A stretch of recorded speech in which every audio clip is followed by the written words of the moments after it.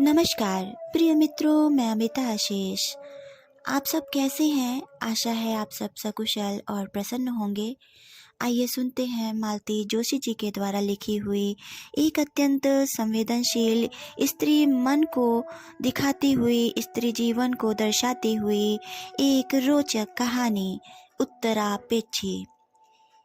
तुम क्या पहन रही हो? सब लोग कहीं जा रहे हैं क्या? भूल गई तुम? शाम को मम्मी डैडी तुम्हें देखने आ रहे हैं। अमित, ये बताओ, ये देखने दिखाने का चक्कर क्यों? यह सब तो अरेंज्ड मैरिज में होता है ना? अरे चक्कर कैसा भाई, सिंपल सी बात है। ये लोग अपनी होने वाली बहू को देखना चाहते हैं बस। और मैं चाहता हूँ तुम्हारा फर्स्ट इम्प्रेशन खूब अच्छा हो, इसीलिए पूछ रहा था क्या पहन रही हो। तुम ही बता दो। ट्रेडिशनल सा कुछ पहन लेना, मतलब साड़ी वाड़ी। साड़ी? अमित, अब तक मैंने केवल 2 बार साड़ी पहनी है। एक बार कॉलेज के फेयरवेल में, दूसरी बार दीदी की शादी में। अरे तो अब तीसरी बार पहन लेना, आदत हो जाएगी। बाद में तो पहनते ही रहना है। फिर भी अमित, हम लोग इस मीटिंग को इतना फॉर्मल क्यों बना रहे हैं? मुझे तो यह सब कुछ बड़ा अजीब सा लग रहा है। कुछ नहीं यार, मैं बस मम्मी के ईगो को सेटिस्फाई करना चाहता हूँ। कम से कम उन्हें तसल्ली तो रहेगी कि उन्होंने मेरे लिए लड़की पसंद की है। और अगर उन्होंने मुझे नापसंद कर दिया तो? प्लीज़ रीमा, ऐसा मत बोलो, मैं मर जाऊंगा।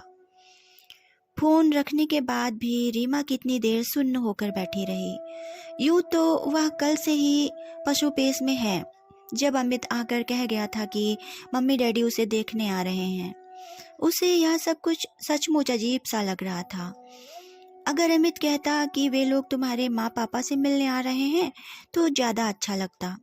खैर, उसने तो माँ पापा को सही बताया था और कल से ही मम्मी भाभी समधिन के स्वागत की तैयारी में जुट गई हैं। उन्होंने तो शायद कुछ गिफ्ट वगैरह भी मंगा कर रख लिए हैं। रीमा के ससुराल वाले पहली बार जो घर आ रहे हैं। साड़ी बांधने में उसे पूरा आधा घंटा लग गया। पसीना पसीना हो गई थी वह। सारा मेकअप धुल गया था, फिर भी बात नहीं बन रही थी। खासकर आंचल ठीक से नहीं आ रहा था। दीदी की शादी में तो उसे साड़ी पार्लर वाली दीदी ने पहनाई थी और उसकी मोरपंखी साड़ी के कामदार आंचल को उन्होंने बड़ी खूबसूरती से मोर के पंख की तरह फैला दिया था। दर्जन भर पीने तो लगाई होंगी, पर 3 घंटे तक आंचल टस से मस नहीं हुआ था। पहले तो उसने खुद कोशिश की, बाद में माँ के सामने आकर खड़ी हो गई। माँ, जरा ठीक से पिन कर दो ना। माँ किचन में बिजी थी, हाथ धोकर उसकी मदद करते हुए बोली, आज साड़ी पहनने का भूत क्यों सवार हुआ है? उसने लजाते हुए कहा। अमित ने कहा था जरा ट्रेडिशनली ड्रेसअप हो लेना। माँ फिर कुछ नहीं बोली। जैसा बना उन्होंने पल्ला संवार दिया और अपने काम में लग गई। रीमा कमरे में जाकर फिर से मेकअप ठीक करने लगी। वह अपनी साज सज्जा को फिनिशिंग टच दे रही थी, तभी बंगले का गेट खड़का।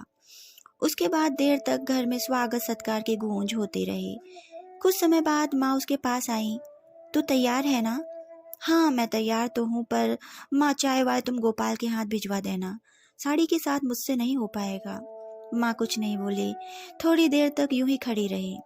क्या हुआ? उसने सशंकित स्वर में पूछा। कुछ नहीं, माँ ने तल्ख स्वर में कहा। तुमसे तो ट्रेडिशनली तैयार होने के लिए कहा है, और मैडम खुद कैसे आई हैं? देखना जरा, स्लीवलेस ब्लाउज, नाभि दर्शना साड़ी, बॉय कट बाल, बाकी तुम खुद ही देख लेना। माँ को भी और बेटियों को भी। बेटियां भी आई हैं? और क्या, एक ने लंबा सा चोंगा पहना हुआ है जो एक तरफ से बिल्कुल खुला हुआ है, सारी टांगे नजर आ रही हैं। दूसरी की फ्रॉक घुटने से ऊपर है और एक कंधा बिल्कुल नंगा है। मैं तो समझती थी कि ऐसे कपड़े सिर्फ टीवी पर ही पहने जाते होंगे। आज प्रत्यक्ष देख लेना। रीमा के अंदर जैसे कुछ उबलने लगा। बोली, माँ, तुम अमित को मेरे पास भेजना जरा। अमित? अमित तो उन लोगों के साथ नहीं है क्या? उसके तन बदन में जैसे आग लग गई। इतनी देर तक मन में एक धुकधुकी सी थी, उत्सुकता थी और हल्की सी खुशी भी थी। अब सबका स्थान केवल रोश ने ले लिया। तुम चलो माँ, मैं आती हूँ। कहकर उसने दरवाज़ा बंद कर लिया। खुले बालों की कसकर एक चोटी बना ली। इतनी मेहनत से संवारे हुए स्टाइलिश आंचल की सारी पिनें निकाल दी और माँ की तरह दोनों कंधों पर आंचल लपेट लिया। फिर वह धीरे धीरे चलकर ड्राइंग रूम में आई। अमित के मम्मी डैडी को उसने नतमस्तक होकर प्रणाम किया, फिर सिर झुकाकर पापा के पास एक स्टूल पर आकर बैठ गई। उसे देखकर सभी लोग चकित थे, उसके माँ पापा भी।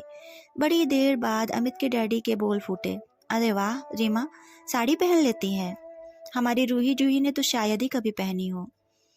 आजकल कौन सी लड़कियां साड़ी पहनती हैं, माँ ने कहा। इसका आज पता नहीं कैसे मूड बन गया। शायद आपके ऑनर में, पापा ने कहा और दोनों पुरुष ठठाकर हंस दिए। अमित की मम्मी तनिक सा मुस्कुराकर रह गईं और दोनों बहनों ने नाक भौं सिकोड़कर मुंह बिचका लिया। उसके बाद चाय आई। माँ ने लंबा चौड़ा सरजाम किया था, बेचारी खुद ही सर्व करती रही। पापा ने थोड़ा हाथ बटाया, पर वह अपनी जगह से हिली भी नहीं, गूंगी गुड़िया की तरह बैठी रही। जो भी कुछ पूछा गया उसका उत्तर जरूर दिया। प्रश्न भी कुछ खास नहीं थे, केवल औपचारिकता भर थी। घंटे भर बैठकर वे लोग चले गए। माँ बाप की प्रतिक्रिया जानने का ना तो उसमें साहस था और ना ही धीरज। उन लोगों के जाते ही वह भी अपने कमरे में गुम हो गई। दूसरे दिन वह काम पर नहीं गई, मन ही नहीं हुआ। उसका फोन दिन भर बजता रहा पर उसने उठाया नहीं। जानती थी अमित का है, उससे बात करने की जरा भी इच्छा नहीं थी। शाम को वह खुद दंदनाता हुआ उसके घर पहुंच गया और कमरे में पांव देते ही तल्ख अंदाज में बोला, तुम फोन क्यों नहीं उठा रही हो? जानती हो मैं दिन भर कितना परेशान रहा हूँ। रीमा ने उसकी ओर ऐसा रोषपूर्ण कटाक्ष फेंका कि उसका सारा गुस्सा काफूर हो गया। उसका लहजा भी एकदम नरम हो गया। बोला, सॉरी यार, मैं बहुत टेंशन में आ गया था। एक तो तुम ऑफिस भी नहीं आई, फिर फोन भी नहीं ले रही थी। डर गया था कहीं बीमार तो नहीं हो। बीमार हो भी जाती तो आश्चर्य नहीं था, तुमने उसका पूरा इंतजाम कर दिया था। इतनी मेरी फिक्र थी तो कल मुंह छिपाकर क्यों बैठ गए? मैदान में उतरना था ना। कल मैं जानबूझकर नहीं आया, मैं उन लोगों को फ्री हैंड देना चाहता था। Free hand? वो किस लिए? वैसे तुम झूठ बोल रहे हो। तुम्हारे ना आने का कारण मैं जानती हूँ। तुम आते तो माँ पापा तुमसे अपनेपन से बतियाते, गोपाल भी शायद कुछ बेतकल्लुफ हो जाता।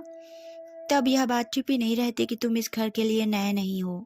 तुम्हारी आमद रफत यहाँ होती रहती है। बेकार की बातें मत करो। हमारी दोस्ती के बारे में सब कुछ बता चुका हूँ, तुम्हारा सारा वर्णन भी कर चुका हूँ, करता ही रहता हूँ। पर कल तुमने ऐसा पुअर शो किया कि बस। पुअर शो मतलब? मम्मी इतना अपसेट हो रही थी, बोली, तुम तो कहते थे कि रीमा इतनी स्मार्ट है, इंटेलिजेंट है, ऑलराउंडर है, टॉपर है। मुझे तो वह एकदम बुद्धू सी बॉडम सी लगी। ऐसा लगा जैसे उसके मुंह में जुबान ही नहीं है। मैं ट्रेडिशनल बहू का किरदार निभा रही थी। बहुएं अपने सास ससुर से, खासकर होने वाले सास ससुर से चटर पटर करें, थोड़ा अच्छा नहीं लगता। और सुना कपड़े भी बहुत ऊट पटांग पहन रखे थे। ऊट पटांग क्यों? साड़ी पहनी थी, तुम्हारा ही सजेशन था। साड़ी भी ऐसी वैसी नहीं, 2,500 की संबलपुरी पहनी थी। अब तुम मुझे यह बताओ कि जब तुम्हारे घर वाले, खासकर महिलाएं, इतनी आधुनिक विचारधारा की हैं, तो तुमने मुझे ट्रेडिशनली ड्रेसअप होने के लिए क्यों कहा? बेवकूफ़ था मैं, उसने झल्ला कर कहा। मुझे क्या मालूम था कि मेरे सजेशन को तुम उल्टा ले लोगी और एकदम स्ट्रीम पर ही चली जाओगी। तो आदरणीय अमित कुमार जी, आपको यहाँ आकर मुझे उन सजेशन का सही अर्थ समझाना था ना। मुझे मेरी सीमाएं तो पता चलती। आप साथ होते तो सही मार्गदर्शन होता, मेरा मनोबल भी बढ़ता। पर आप तो मुंह छुपा कर बैठ गए और मुझे उन लोगों के बीच अकेला छोड़ दिया। खैर, आपकी कुछ व्यस्तताएं रही होंगी, पर मेरी हम उम्र आपकी 2 बहनें भी तो वहाँ थीं। उन्होंने भी कोई पहल नहीं की। यूँ कहिए कि मुझे कोई लिफ्ट ही नहीं दी। इतनी देर बैठी रही पर मुझसे एक बात तक नहीं की। उन लोगों ने तो तुम्हें पहली नज़र में ही रिजेक्ट कर दिया था। क्या? रीमा का मुंह खुला का खुला रह गया। हाँ, वे लोग कह रही थी कि इस लड़की को भाभी के रूप में इंट्रोड्यूस कराते हुए उन्हें बेहद शर्म आएगी। तुम्हारे घर में उनकी राय को इतनी अहमियत दी जाती है? नहीं, उनकी मुझे परवाह नहीं है, पर वे दोनों मिलकर मम्मी का ब्रेन वॉश करने पर जुटी हैं, इसीलिए डर लगता है। रीमा, एक काम करते हैं। क्या? कल परसों तुम मेरे साथ घर चले चलो। उससे क्या होगा? वे लोग तुम्हें नॉर्मल गेटअप में देख लेंगी तो उनका नजरिया बदल जाएगा। अमित, एक किस्सा याद आ रहा है, सुनोगे? दीदी की शादी से पहले की बात है। सबसे पहले तो उनके सास ससुर आकर उन्हें देख गए। जब उन्होंने ओके कर दिया तो जीजाजी अपने एक दोस्त के साथ दीदी को देखने आए। उन्होंने जब दीदी को पास कर दिया तो जैसे लाइन लग गई। भैया भाभी चाचा चाची मामा मामी, रोज ही कोई ना कोई आता रहा। एक बार तो उन लोगों ने हद ही कर दी। बूढ़ी नानी माँ से मिलाने दीदी को ठेठ रलताम तक ले गए। यह सब मुझे क्यों सुना रही हो? उन दिनों हम लोगों की दोस्ती नई नई परवान चढ़ रही थी, इसीलिए मैं बहुत खुश हो रही थी कि कम से कम मुझे इन अपमानजनक स्थितियों से नहीं गुजरना पड़ेगा। पर लगता है मेरे भाग्य में भी वही सब कुछ लिखा है। आज ट्रेडिशनल पोशाक, कल नॉर्मल ड्रेस, परसों मॉडर्न आउटफिट, कल मेरे घर में, कल तुम्हारे घर में, परसों शायद किसी होटल या कैफे में। आइडिया, अमित ने ताली बजाकर कहा। कल किसी रेस्टोरेंट में चलते हैं, मैं रूही जूही को ले आऊँगा, तुम चाहो तो अपने किसी फ्रेंड को ले आना।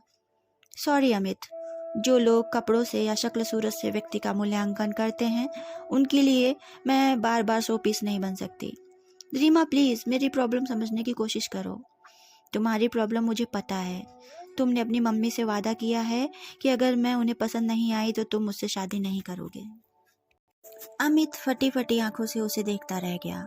और शायद इसीलिए तुम रूही जूही को मक्खन लगा रहे हो, ताकि वे मम्मी से मेरी सिफारिश कर दें। तुम्हें यह सब किसने बताया?